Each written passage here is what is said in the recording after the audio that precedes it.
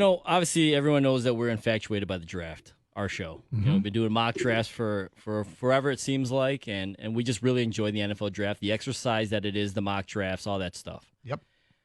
We just finished a great record-breaking draft here in Detroit, and so the draft's still on my mind a little bit.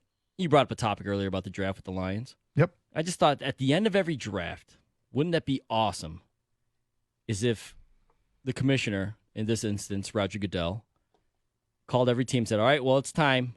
Send me your big board. And every team has to send in their finalized, laminated, like this is written in stone, their big board from the draft. Everybody has to do it. Yeah, every team. From Atlanta to, whoever, San Francisco. I'm not sure if they're A to Z. Clearly they make teams do things they don't want to do, but they do it for the league. They do it for the shield. Some teams don't want to be on Hard Knocks, but it's just part of what it takes to be one of the 32 franchises. This comes with some problems because it would probably create tons of headaches for the general managers and the scouts and the coaches. So as we develop this idea that when the draft is over, every organization sends their big board to the commissioner and they are sealed for a period of time. And whatever come up with that period of time, whatever it'll be, 7 years, 10 years, 12 years, 15 years, we'll have a draft big board statute of limitations because they don't want to get guys fired but in the middle of a season because people can't get over what their draft board look like. So we have to give it some time, right? But then we could turn the unsealing of these draft boards into a huge show. Could you imagine seeing Millen's draft boards now? Oh. It would be fascinating. 100% fascinating. I think back to years ago when I first did a fantasy football draft, and it was with friends of mine. There were only 5 of us. Literally had 5 of us. 5 people in a league? Yeah. Because we just wanted to do it. It was out of high school. I think I was a freshman in college, and there were 2 guys that were, I think, juniors or seniors in high school at the time. They were a couple years younger than us. So we did this draft at my house, and we videotaped the draft. I don't have the tape anymore, and I wish I did. Oh. But I remember distinctly a young Gator. One of the draft picks from one of the other teams. Yeah. They selected a running back. Mind you, there's only 5 teams. Right. And each team had to draft 3 running backs at the time.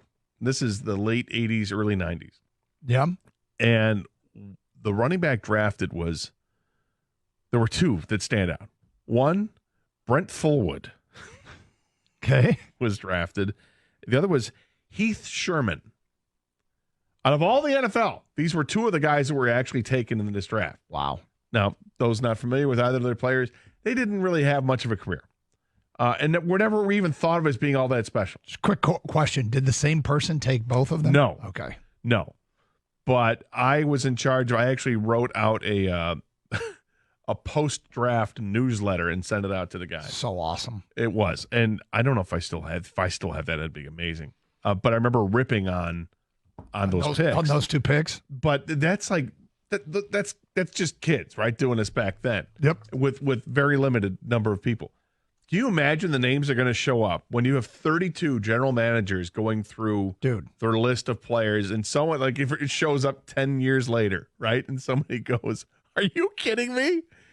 You had what?" I just how high? You took James Jones in the first round. Where did he fall on their draft board? Right. You had Brian Calhoun as a tier 1 running back? Right. I mean, honestly, Ryan Broyles didn't have a leg, and you drafted him when? Yeah. Sorry, Doug. That's all right. But it would, first of all, it would explain a lot. If you look at somebody's draft board years later and then go back and look at the draft, you'll see why. Well, they did have Ikaika Lama-Francis ranked as the 3rd best player in the entire draft. Nobody they thought else they were getting did, a steal.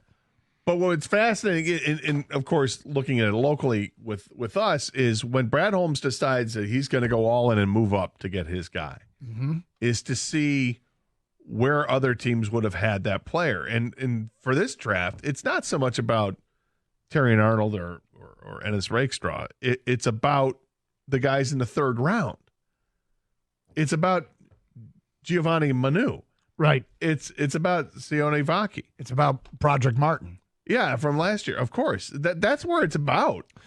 Now, we all admit that it would be unfair to the general managers and the executives and the scouts to have those things released right away. So we have to seal them for a period of time. That's correct. Is 7 years enough? People will still be working in the league. Though, I mean, from a fan standpoint, of course. But if from a legal standpoint, or whatever you want to put some space in between it, I think 10 is probably appropriate. Okay. Yeah, because 10 is probably the right number, but whether it's 10, 11, or 9, whatever, it doesn't matter because we'll get to a point where every year we're releasing something. Yeah. You know what I mean? So it's not even going to matter. We're going to be like, dude, we get to see what happened in 2025, right? Or whatever. Exactly. Yeah. 9 is kind of money, but, do we go with 10? You go with 10, and because you got to figure if somebody kept their job for 10 years, they probably had success. Right. And they can weather the bad PR that might come with what your draft board looked like 10 years ago. I mean, automatically, we go to the negative side of it and look at, oh, my God, I can't believe they took this guy when nobody had him on the board higher than the 4th round or whatever. But what about if you were right on that player? Right. I had him. This is where I had him. If you could go back in time and look at the Tom Brady draft. Right. I mean, 6th round. Okay, where did people have him? What was the highest anybody had him? And is that, general manager kicking himself to the day? Of course you would be. But, to see how high on the draft board he was? I mean, because somebody might have had Brady a 3rd-round grade. A 3rd-round grade, but they had higher players when they were on the board in the 4th and the 5th round, so they didn't take him. But in retrospect, it would be fascinating to see the Brady draft and everybody's draft board. All right, so to be clear. You took Najee Carter? The summer of commissioning of sports is underway here at 97.1 The Ticket. And the idea today is when the draft is over, every NFL team submits their final player rankings to the commissioner who will seal them for a decade. And then they will be opened and revealed. And it'll be streamed live, and it'll be a big TV production. And it'll help fill the offseason. The NFL will sell it, and then the salary cap will go up a couple there more you million go. dollars. How much? A couple more million. I was about to say 10 years from now, it'll probably go up $1 billion from one TV show's worth of TV revenue. I like it, Khang. Like it a lot.